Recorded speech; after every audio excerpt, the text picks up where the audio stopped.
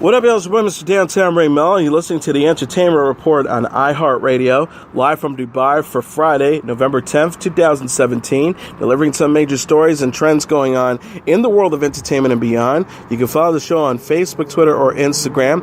Facebook.com/The Entertainment Report with Ray Melo. That's RAYMELO. On Twitter at The Enter Report, or on Instagram at The Entertainment Report. You can listen to the show anytime you want on iHeartRadio. Just go to iHeart.com or your iHeart phone app, search for The Entertainment Report, and it'll take you to the page. 5 women involved in the comedy and entertainment business have accused comedian Louis C.K. of being sexually inappropriate with them. The women told the New York Times about their experiences with the actor and director whose new movie, I Love You, Daddy, is suffering blowback. Distribution company The Orchard canceled Thursday's premiere of the movie hours before the Times published its report. Dana Mint Goldman and Julia Wolof, a comedy duo, said C.K. undressed and masturbated in front of them in his hotel room after they performed at the U.S. Comedy Arts Festival in Aspen, Colorado. They said he asked for permission, and they thought he was joking at first, and then he really did it. They said they were later told by his manager, Dave Becky, not to tell other people what happened, and they felt like they were never able to work on any productions C.K. or Becky were involved in. Comedian Abby Shatner that said in 2003 she heard C.K. masturbate while she spoke to him on the phone, and another comedian, Rebecca Corey, said he asked her if he could masturbate in front of her while they worked on the television pilot in 2005. A fifth accuser, who spoke on conditions of anonymity, told the Times that C.K. repeatedly asked her to watch him masturbate while he worked on the Chris Rock show in the 1990s. She said she agreed to, but knew it was wrong. She said, I think the big piece of why I said yes was because of the culture. He abused his power. The accusation comes amid an increase in sexual assault and misconduct allegations against multiple powerful men in the entertainment industry. Harvey Weinstein has been ousted from his production company and a number of Hollywood associations, and Kevin Spacey is being entirely cut out of his new movie, All the Money in the World, and the upcoming and final season of House of Cards. CK's new black and white movie is about a TV writer-producer whose 17-year-old daughter falls in love with a 68-year-old filmmaker. The gala celebrating it was to take place at New York's Paris Theater. The film is set for theatrical release on November 17th. The distribution company said in an email to Variety, due to unexpected circumstances, tonight's event for I Love You, Daddy has been canceled. On behalf of The Orchard, we please accept our apologies. We're incredibly sorry for any inconvenience. CK, who co-stars, wrote, and directed the film, has backed out of a planned appearance on CBS's Late Show with Stephen Colbert as well. Actors Charlie Sheen and Jeffrey Tambor are denying allegations they sexually abused or harassed people with whom they worked. Dominic Barcelia told the National Enquirer in a widely circulated report that 19-year-old Sheen had sex with 13-year-old Corey Haim on the set of their 1986 movie Lucas. Haim was a former child star who died in 2010 of pneumonia at the age of 38 after years of substance abuse. Barcelia, who was Haim's longtime friend, said Haim told me he had sex with Sheen when they filmed Lucas. He told me they'd smoked pot and had sex. He said that they had anal sex. Haim said that after it happened, Sheen became very cold and rejected him. When Corey wanted to fool around again, Charlie was not interested. Sheen's representative told the Hollywood Reporter Wednesday Charlie Sheen categorically denies these allegations. The report comes as another of Haim's friends, actor Corey Feldman, has publicly claimed he and Haim were sexually abused by men in the entertainment industry when they were children. Feldman recently filed a complaint with the Los Angeles Police Department against the men he said hurt him. He is also attempting to raise via crowdsourcing the $10 million he says he needs for legal and security fees, as well as to make a documentary about pedophilia in Hollywood. Sheen, who's now 52, was fired in 2011 from his popular CBS sitcom 2.5 Men due to his substance abuse issues and erratic behavior. He went on to star in the FX comedy series Anger Management, and in 2015 he announced he was diagnosed as HIV positive 4 years prior. Deadline.com reported Tambor's transgender former assistant Van Barnes alleged the 73-year-old actor behaved inappropriately with her. Amazon, which streams Tambor's celebrated show Transparent, said it is investigating the matter. Tambor told Deadline Wednesday, I'm aware that a former disgruntled assistant of mine has made a private Facebook post implying that I've acted in an improper manner towards her. I adamantly and vehemently reject and deny any and all implications and allegations that I have ever engaged in any improper behavior towards this person or any other person I have ever worked with. I'm appalled and distressed by this baseless allegation. Transparent creator Jill Soloway said in a statement to Variety, anything that would diminish the level of respect, safety, and inclusion inclusion, so fundamental to our workplace, is completely antithetical to our principles. We are cooperating with the investigation into this matter. Terry Crews confirmed Wednesday that he has filed a police report against the Hollywood executive he said groped him in 2016. A spokesperson for Crews confirmed to People magazine that the actor met with officers at the LAPD Hollywood station regarding the incident. Crews, when asked about his reasoning for filing the report by TMZ, noted people have to be held accountable. The 49-year-old actor continued when asked if he planned on filing a lawsuit against the executive. "We're going to go all the way," he responded. Crews shared his sexual assault story on Twitter in October as sexual harassment claims against producer Harvey Weinstein continued to stack up. He said at the time, "This whole thing with Harvey Weinstein is giving me PTSD. Why? Because this kind of thing happened to me. My wife and I were at a Hollywood function last year, and a high-level Hollywood executive came over to me and groped my privates. The event," Crews says, "helped him understand how many female stars felt when dealing with Weinstein. He says, I understand and empathize with those who have remained silent, but Harvey Weinstein is not the only perpetrator. Hollywood is not the only business where this happens. And to the casualties of this behavior, you are not alone." Portia de Rossi says Steven Seagal once unzipped his pants in front of her at an audition. The 44-year-old actress accused Seagal of sexual harassment in a tweet Wednesday following other allegations of misconduct against the 65-year-old actor. De Rossi wrote, "My final audition for a Steven Seagal movie took place in his office. He told me how important it was to have chemistry off-screen as he sat me down and unzipped his leather pants." She recalled, "I ran out and called my agent. Unfazed, she replied, well, I didn't know if he was your type. My final audition for a Steven Seagal movie took place in his office." De Rossi's wife, television personality Ellen DeGeneres, voiced her support for the actress following her post. The Ellen DeGeneres show host tweeted, "I'm proud of my wife." Former Good Wife star Juliana Margulies said last week on Jenny Hutt's Sirius XM radio show Just Jenny that she was 23 when a female casting director asked her to go to Seagal's hotel room at night to go over a scene. The 51-year-old actress said, "I got to the hotel at 10:40 p.m. and she wasn't there. He was alone. I made sure that I saw his gun, which I've never seen a gun in real life. I got out of there unscathed. For years, we all just shrugged it off. It's not to be shrugged off." Actress Rae Dawn Chong and television personality Lisa Guerrero have also accused Seagal of sexual harassment. The actor has yet to respond to the allegations. The Last Jedi writer-director Rian Johnson has signed on to create a new Star Wars trilogy, Lucasfilms announced Thursday. Johnson will write and direct the first installment with his longtime collaborator Ram Bergman on board to produce. The studio said the new films will follow the space adventures of characters who do not appear in the 9-movie Skywalker saga. No casting or release dates have been disclosed. Johnson and Bergman said in a joint statement, "We had the time of our lives collaborating with Lucasfilms and Disney on The Last Jedi. Star Wars is the greatest modern mythology, and we feel very lucky to have contributed to it. We can't wait to continue with this new series of films." Kathleen Kennedy, the president of Lucasfilm, says, "We all love working with Rian on The Last Jedi. He is a creative force, and watching him craft The Last Jedi from start to finish was one of the great joys of my career. Rian will do amazing things with the blank canvas of this new trilogy." Star Wars The Last Jedi, the 8th episode in the Skywalker franchise, is to open in U.S. theaters on December 15th. The Skywalker saga will conclude with Star Wars Episode 9 in 2019. Johnson's new trilogy will be separate from this series. Dwayne Johnson confirmed on Twitter Wednesday that screenwriter Adam Sztykiel will be penning the actor's upcoming entry into the DC Comics cinematic world with Black Adam. Johnson wrote, mentioning how Sztykiel, who co-wrote the upcoming adaptation video game Rampage, which will also include the starring the WWE alum, excited to expand the DC universe with writer Adam Sztykiel, who co-wrote at the Rampage the movie, and bring this complex and gritty anti-hero to the big screen. This character is in my bones, Ruthless Code, #Neil, #Black Adam. Black Adam from Warner Bros. Imprint New Line Cinema is being produced by Johnson with Danny Guerrero and Hiram Garcia through their 7 Bucks production studio, along with Flynn Pictures Corporation, Deadline reported. Sztykiel's other writing credits include Due Day, Diary of a Wimpy Kid, The Long Haul, Maid of Honor, and Alvin and the Chipmunks, The Road Trip.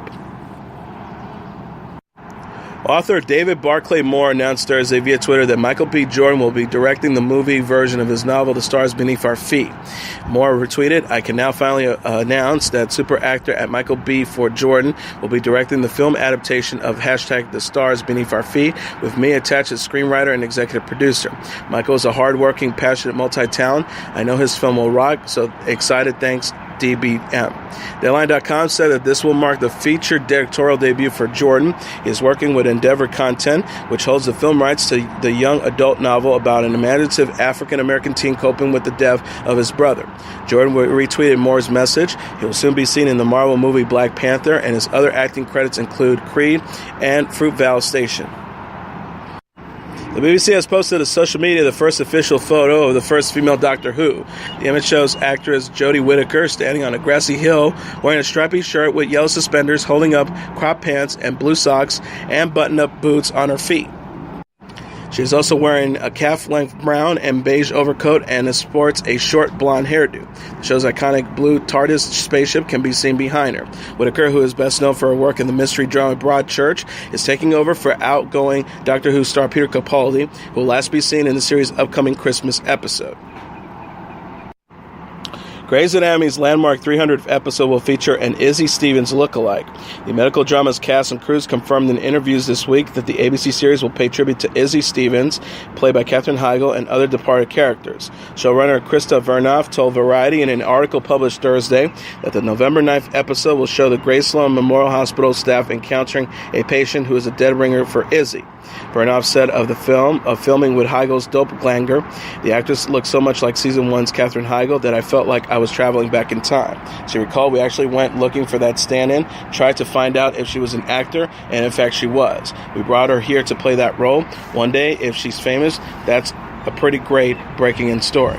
The episode will also feature Christina Yang, played by Sandra Oh, and George O'Malley, played by T.R. Knight, lookalikes. Sarah Drew, who plays April Kepner, told Entertainment Weekly in an interview published Wednesday that the patients will bring back memories for Meredith Grey, played by Ellen Pompeo, and Alex Karev, played by Justin Chambers. The actor said, "Christina, George, and Izzie were thinking a lot during this episode because our 3 guest actors on the show actually really look like them and remind the rest of the doctors of those characters." She also added that caused the original group to really remember those people well and want to fight for these ones to live. Meredith, Alex, Izzie, Christina, and George made up the Fab Five interns at the start of Grey's Anatomy. Knight, Heigl, and O left the show after season 5, 6, and season 10, respectively. Jennifer Aniston and Reese Witherspoon's much-discussed TV show has been given a 2-season straight-to-series order. Apple picked up the untitled project following a multiple-outlet bidding war, according to The Hollywood Reporter. Aniston and Witherspoon will executive produce and star in the new drama. House of Cards producer and political consultant Jay Carson will serve as a writer, executive producer, and showrunner. The untitled project revolves around a fictional morning show and the lives of people involved. Deadline reported each season will be 10 episodes. Witherspoon celebrated the news Wednesday by sharing a photo with Aniston on Instagram. She captioned, "So excited to be reunited with this one-of-a-kind lady at Jen Aniston as we make our TV show for at Apple. Can't wait for y'all to see it. #fun things to come. #stay tuned. #Apple." Aniston and Witherspoon previously collaborated when Witherspoon guest starred on Aniston's show Friends. The Apple drama marks Aniston's first project as a series regular since she played Rachel Green on the NBC sitcom. Little Miss Sunshine and the United States of Terror alum Toni Collette is to star in a 6-part BBC Netflix family drama called Wanderlust. Collette will play a therapist trying to find a way to keep her spark with her husband alive after a cycling accident caused them to reassess their relationship. Penned by playwright Nick Payne and directed by Luke Snedden, the series will also co-star Stephen McIntosh, Zoe Ashton, and Royce Pearson. Collette said in a statement, "I am honored and thrilled to work with Nick Payne's wonderful words of Wanderlust. It's an authentic and revolutionary story about relationships, sex, love, and all things we really care about. I cannot be more excited in at all whatsoever." Payne noted, "I'm over the moon to be working with Drama Republic, the BBC, and Netflix, and the cast. What a galaxy of talent. Toni Collette is astronomically adept performer and someone I've long admired." Showtime says it has ordered a 9th season of Shameless starring William H. Macy and Emma Runson. Season 8 of the comedy about the dysfunctional Gallagher family debuted last weekend. David Nivens, the president and chief executive officer of Showtime Networks, Inc., said in a statement Wednesday, as challenging as it can be for any show simply to maintain viewers in the current TV landscape, Shameless is adding them in droves. But it's no mystery why. The series' reputation for rich and resonant characters and for deep and deeply twisted comedy has drawn not only faithful longtime viewers, but a steady growing audience. And creatively, the season that kicked off this past Sunday is stronger than ever. Series executive producer and showrunner John Wells says, "We're so grateful to Showtime for giving us the opportunity to continue making Shameless. It's a labor of love and a blast for all of us." Ransom tweeted, "Because of your love, we'll be making a 9th season of Shameless, and thank you Showtime, John Wells, and our writers." Singer, songwriter, and actor Josh Groban is set to play the son of Tony Danza's character in Netflix's dramedy The Good Cop. Groban tweeted Wednesday alongside a photo with Danza and him smiling, "Look who I had a big delicious Italian meal with last night. I'm honored to join Tony Danza and the cast of The Good Cop, coming to at Netflix in 2018. Monk creator Andy Breckman serves as the showrunner and executive producer of the 10-part series. The press release for the streaming service explains Groban will play the role of Tony Jr., an earnest, obsessively honest New York NYPD detective who makes a point of always following the rules. Tony Jr. is the son of Tony Sr., a disgraced former NYPD officer who never follows the rules. Former Sister star Tia Mowry is going to be a mom of 2. The 39-year-old actress announced she's pregnant and expecting her second child with husband Cory Hardrict by posting a photo of her baby bump Wednesday on Instagram. Mowry and Hardrict already share 6-year-old son Cree Taylor. The picture shows Hardrict, a 30-year-old actor, and Cree holding kissing Mowry's growing belly. Mowry's twin sister and fellow sister alum Tamara Mowry were among those to react to the news. She tweeted, "Yay. Couldn't wait to tell the world I'm going to be an auntie." Mowry and Hardrict married in Santa Barbara, California in April 2008 and renewed their vows in 2013 ahead of their 5th wedding anniversary. The actress told Us Weekly in August that she was hoping to have another child. She says, "I would definitely want Cree to have either a brother or sister. It's just all about timing, and if it's God's will, my husband and I live such crazy busy lives." Mowry and her sister Tia and Tamara Landry played Tia and Tamara Landry throughout Sister's 6-year run in the 1990s. Siblings are working on a reboot of the show for the fall of 2018, as Mowry confirmed this week to Us Weekly. NBC says that January 12th is the start date for Season 2 of its globe-trotting action drama Taken. The show stars Clive Standen as the younger version of Brian Mills, the resourceful hero Liam Neeson plays in the 3 big-screen blockbusters. The sophomore season of the TV series will see the return of Standen as Mills and Jennifer Beals as former CIA spy Christina Hart, as well as the additions of Adam Goldberg and Jessica Camacho to the ensemble. Passing to report, Magnum PI star John Hillerman died Thursday in Houston. He was 84. Variety confirmed that the Emmy winner's death. Deadline.com said the cause of his death has not yet been determined. The Texas native and Air Force veteran is also known for playing a recurring role on One Day at a Time and was a popular guest star on shows like Murder, She Wrote, Simon and Simon, Heart to Heart, The Love Boat, and Valerie through the 1980s and 90s. His film credits include The Last Picture Show, What's Up Doc, Paper Moon, At Long Last Love, High Plains Drifter, Blazing Saddles, Chinatown, and Lucky Lady. Hillerman was 84. Michelle Pfeiffer says she's become unhireable during her hiatus from acting. The 59-year-old actress discussed her comeback on Thursday's episode of Today ahead of her films Murder on the Orient Express, which opens on Friday, and Ant-Man and the Wasp, which debuts in July 2018.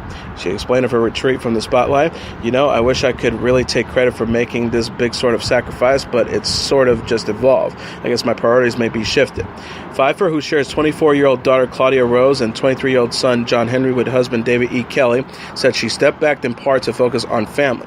The actress recalled, "We moved out of Los Angeles. The older the kids got, it became more and more difficult to say yes, and I became pickier and pickier. Well, where does it shoot? When does it shoot? How long will I be away?"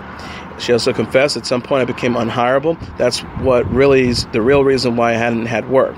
Time just went and kind of flew by." Pfeiffer shared similar sentiments in the April issue of Interview, explaining how her now empty nest and enduring love for acting prompted her to return to film. She said, "I never lost my love for acting. I feel really at home on the movie set. I'm a more balanced person, honestly, when I'm working. I'm more open now, my frame of mind, because I really want to work now because I can. Pfeiffer is known for such films as Scarface, Dangerous Liaisons, Love Field, and Batman Returns. She starred in the HBO film The Wizard of Lies and the movie Mother this year. The cast of Stranger Things, including Finn Wolfhard, Gatton Matrosano, Caleb McLaughlin, and Noah Schnapp, performed Motown songs with James Corden Wednesday on The Late Late Show. The performance, which featured the four boys and the late-night hosts each wearing matching suits, was preceded by a mockumentary that chronicled the group's history as a Motown band. The video detailed how the band came together and then later broke apart due to Wolfhard, Matrosano, McLaughlin, and Schnapp being cast in Stranger Things, while Corden failed to get on the show by auditioning to play 11. Corden said to the group while dressed as 11, "Don't worry about me, I'm going to be okay. I'll be fine as long as I don't end up wearing a suit and sitting behind a desk." The onstage performance was then treated as a reunion as Wolfhard, Matrosano, McLaughlin, and Schnapp and Corden sang classic hits such as My Girl, Reach Out, I'll Be There, and I Want You Back.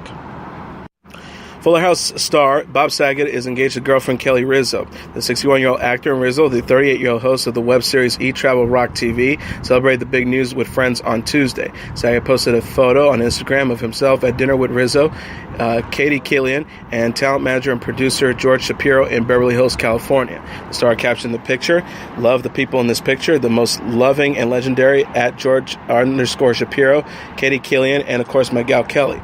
Rizzo showed off her ring in another photo from the outing, writing, "Who needs pearls? Enjoy my favorite food with my new favorite accessory." Rizzo, the creator of E-Travel Rock blog and web series, told Us Weekly Saget surprised her last week by popping the question. She said, "Through being viral as part of my business, I still try to be fairly private when it comes to our relationship, but I will say that Bob and I are incredibly lucky to have found each other, and I love all 6 of his personalities." Saget plays Danny Tanner on Fuller House, which returned for a 3rd season on Netflix in September. The second half of the season will premiere in December.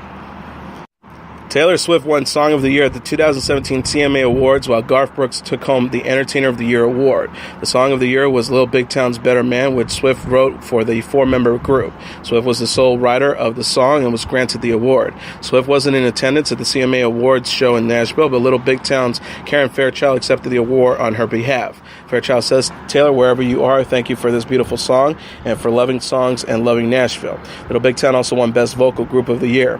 Brooks, who has been on tour this year with his 2016 album Gunslinger, was presented with his Entertainer of the Year award by country music legend Reba McEntire.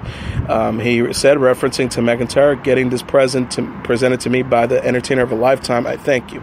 Miranda Lambert said it best. Little Big Town said it best. "We're a family. All you guys down here on the front row, we can all agree on one thing. Let's all raise a toast to the band and crew." I was talking to Kelsey Ballerini backstage about how we get to do this for a living. The most important thing other than God is you fans, and I love you guys. We're a family. Other winners include Chris Stapleton, who won Best Album from a Room, Volume 1, as well as Best Male Vocalist. Miranda Lambert won Best Female Vocalist. Guitar Mac Anally won for Best Musician of the Year. Brothers Osborne won for Best Vocal Duo and Best Video for It Ain't My Fault. And John Party for Best New Artist of the Year. Country music star Keith Urban debuted a song inspired by sexual assault allegations against Hollywood producer Harvey Weinstein at the Country Music Awards Wednesday night. The country singer appeared on stage alone to perform the ballad Female, as lyrics from the song describes women such as healer, mother, fire, and nature appeared on the screen behind him. Urban, who is married to actress Nicole Kidman, says Shane Anally, Nicole Gallion, and Ross Cooperman wrote the song 5 days after allegations against Weinstein emerged. Urban said, "The writers wrote the song on October 10th, and I heard it the next day. I got to hear it fresh out of the oven, and I was instant in love for me. I know all 3 of the writers, and I think obviously the tone of times right now was weighing on all of them and compelled them to write this song." Urban described the song as a pure reaction, and the lyrics discuss gender roles, female empowerment, and consent. Urban sings in one line, "When somebody laughs and implies that she asked for it just because she was wearing a skirt, oh, is that how it works?" Kidman was one of the many Hollywood actresses to speak out against Weinstein and others accused of sexual abuse, and Urban said the song drew an emotional reaction from the singer. He says, "It affected me not just as a husband, but also as a father of 2 young girls and a son. I had a heart reaction. My first thought was that it was a gospel soul prayer mantra all rolled into one." In a related story, some of country music's biggest stars included Blake Shelton, Little Big Town, and Chris Stapleton took part in a special edition of Jimmy Kimmel Live Mean Tweets segment Wednesday in honor of the CMA Awards. One fan wrote to Shelton, "I want to throw Blake Shelton off a highway overpass by his legs and watch him get liberated by Peter Bolt pulling a big super house."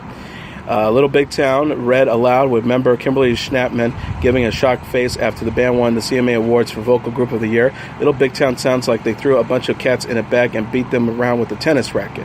Stapleton, who won the CMA Award for Male Vocals of the Year, laughed as he read his mean tweet, which stated, "Chris Stapleton proves that ugly people can still win awards." Other country stars and bands included Zach Brown Band, Cassidy Pope, Luke Combs, Randy Houser, Old Dominion, Trace Atkins, Darius Rucker, Dan and Shay, Janet Kramer, Chris Young, Flora Georgia Line, Lady Antebellum, Jake Owen, and Justin Moore were also featured. And finally, Universal Theatrical Group says it has reached an agreement with Barry Gibb, Yvonne Gibb, and the estate of Robin Gibb to develop a stage musical about the iconic pop group The Bee Gees. Brothers Barry, Robin, and Maurice Gibb founded the band and were huge music stars in the 1960s and 70s thanks to hits such as How Can You Mend a Broken Heart, Too Much Heaven, How Deep Is Your Love, Night Fever, Nights on Broadway, You Should Be Dancing, and Staying Alive. Maurice died of complications of a twisted intestine in 2003 at the age of 53, and surviving siblings Barry and Robin retired the group's name after 45 years. Reunited briefly on stage before Robin died of cancer in 2012 at the age of 62. Barry Gibb, who is serving as an executive producer on the project, said in a statement Wednesday, "This is a wonderful opportunity for our family. I'm personally very excited to be part of the creative process along with Yvonne and Dwina. It's another adventure for us and a chance to throw the spotlight on all my brothers and finally tell the real story of us. It's an honor to be working alongside the people I most respect. I can't wait to get started."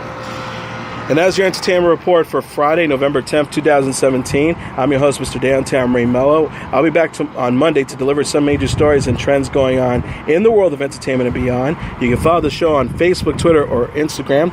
Facebook.com/The Entertainment Report with Ray Melo. That's RAYMELO. On Twitter at The Enter Report or on Instagram at The Entertainment Report. You can listen to this episode or any previous episodes of The Entertainment Report anytime you want on iHeartRadio. Just go to iHeart.com or your iHeart phone app, search for The Entertainment Report, and it'll take you to the page. Everyone have a great weekend. Happy Veterans Day. Good night, and God bless you all.